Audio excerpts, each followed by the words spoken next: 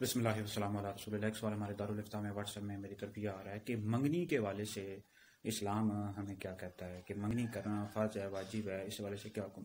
تو یاد رکھیں، منگنی کرنا یہ کوئی فرض واجب نہیں ہے، یہ ایک نکاح کا وعدہ ہوتا ہے۔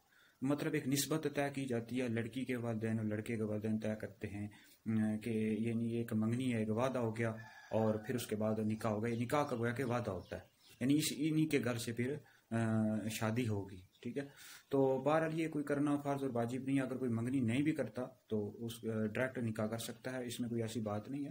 لیکن منگنی کے نام پر جو ہمارے معاشرے میں غلط رسومات رائج ہو چکی ہیں، جیسے کہ لڑکا اور لڑکی یہ نکاح سے پہلے غیر محرم ہوتے ہیں، منگنی کے طور پر وہ کوئی میاں بیوی تو نہیں نہ بن جاتے، تو گٹھے بیٹھ جاتے ہیں، اور لڑکا لڑکی کو انگوٹھی پہناتا ہے اور لڑکی لڑکے کو انگوٹھی پہناتی ہے، تو یہ جائز نہیں ہے۔ اس طرح عورتیں اور مرد، غیر محرم مرد اور عورتیں، یہ بھی اکٹھے ہو جاتے ہیں منگنی کے نام پر۔ یہ شرعاً سب ناجائز ہے، حرام ہے، یہ درست نہیں ہے۔